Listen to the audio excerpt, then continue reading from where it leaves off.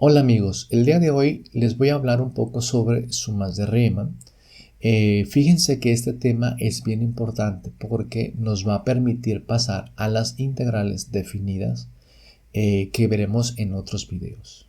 Bien, para sumas de Riemann necesitamos generar la gráfica de la función f, cualquier función f que se les ocurra. Por ejemplo, f de x igual a x, f de x igual a x cuadrado, cualquier función f minúscula que se les ocurra, ¿sales?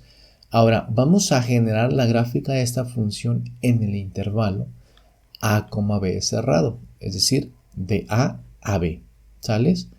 Yo sé que aquí en esta imagen vienen varias cosas, nada más ahorita concéntrense en esta gráfica y que está definida de a b. Bien, pues resulta, como lo pueden ver en la gráfica y en la figura, que sumas de Riemann es el cálculo de área del área entre la curva y el eje de las x, ¿sales? Entonces, esta área pues la podemos aproximar como la suma del área de pequeños rectángulos. Ustedes pueden ver que están definidos este rectángulo y luego tenemos otro más grande y más ancho. Luego tenemos uno siguiente, luego tenemos uno siguiente. Aquí nosotros podemos ver que hay 6 rectángulos. ¿Cómo generamos esos rectángulos? Eso es bien importante. Pues para eso nosotros tenemos que tener una cierta partición, ¿sale? Que normalmente en los problemas de suma de Riemann nos la dan, donde esta partición está denotada por x0, x1, x2, x3, x4, x5 y x6. x0 coincide con el valor de A y x6 coincide con el valor de B. Vean que de x0 a x1 yo tengo tengo el ancho del primer rectángulo, pero que le vamos a llamar un subintervalo. Entonces un siguiente subintervalo es de x1 a x2 y así.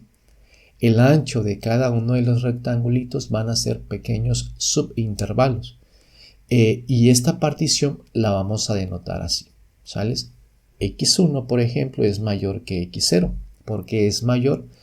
Pues porque x1 se encuentra adelante de x0 en la dirección del eje x positivo, ¿sales? Entonces, esta partición simplemente es esto, ¿ok? Así, a grandes rasgos. Bien, ya tenemos esta partición que generó el ancho o la base de cada uno de estos rectangulitos, ¿sales? Ahora, ¿cómo sabemos la altura máxima de estos rectangulitos? Pues para esto, en el contexto de las sumas de Riemann, les van a dar unos puntos muestra, o bien ustedes van a tener que elegirlos. ¿Qué son los puntos de muestra? Pues los puntos muestra, por ejemplo, el punto muestra del primer subintervalo es un valor entre x0 y x1. Imagínense que x0 vale 0 y x1 vale 5. Pues x1 puede ser el mismo 0, puede ser 1, puede ser 2, puede ser 3, puede ser 1.5, cualquier valor en el pequeño subintervalo. Y así entonces vamos a necesitar puntos muestra para cada uno de los siguientes subintervalos. Es decir, vamos a necesitar 6. Vean que aparecen estos valores x barra 1, x barra 2. Estos son los puntos de muestra y hay 6 valores porque tenemos 6 subintervalos. El número de subintervalos le vamos a llamar n. En este caso, n vale 6. Ahora, tengan en cuenta que el ancho de estos subintervalos no siempre es el mismo. Al ancho de los subintervalos le vamos a llamar delta x. Delta x, ¿sales? ¿Dónde dice aquí? Fíjense, delta xy es igual a xy menos xy menos 1. ¿Qué significa esto? Pues por ejemplo, aquí hay un delta x1, este es el delta x2, donde delta x1 dice que es el valor x1 menos x0.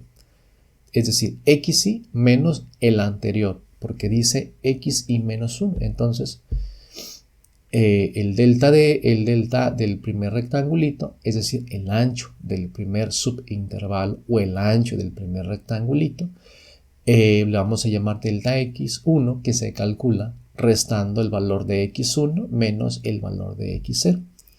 El ancho de este rectangulito es x4 menos x3. Ustedes también lo pueden ver aquí directamente en esta notación. El primer delta es x1 menos x0, el siguiente es x2 menos x1 y luego x3 menos x2 y así. Entonces ya tenemos cierta notación. Tenemos que el ancho de los rectangulitos le vamos a llamar el delta, los delta x, delta x1, delta x2 y así. Ahora, recordemos que el área de un rectangulito es base por altura. ¿Cómo determinamos esas alturas? Pues tenemos que evaluar esta función en cada uno de los puntos muestra.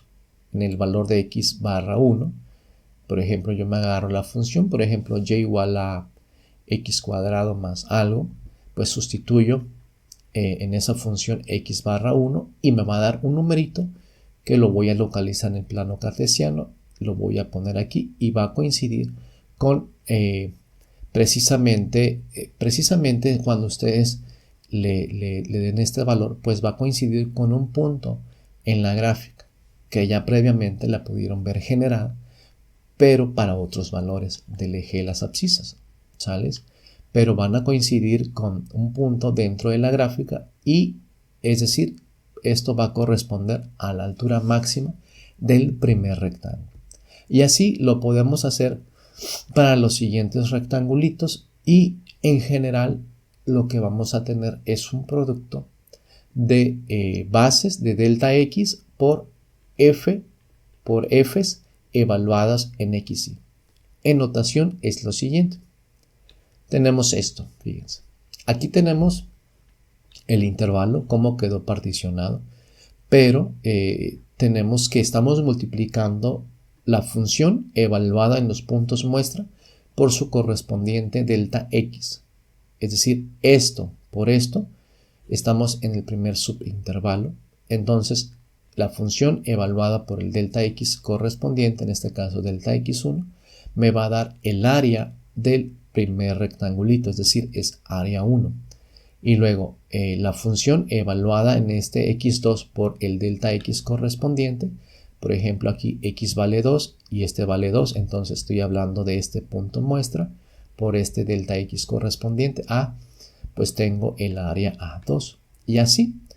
Entonces, si yo quiero sumar estas áreas, lo puedo hacer por medio de esta notación. Una suma, una letra sigma, que es una letra griega, que se indica para indicar una suma de estas áreas. Recuerden que f por el delta es un área, es un producto. Base por la altura. Entonces, como van a ser 6, lo puedo sumar así, desde igual a 1 hasta 6. No se me vayan a asustar, o sea, lo que estoy diciendo es, calcula cada una de las áreas, o sea, calculo f por el delta y luego más f por el otro delta. Por supuesto, el f evaluado en el siguiente punto muestra. Y así voy a tener 6. Pues eso al final lo pueden escribir de esta manera.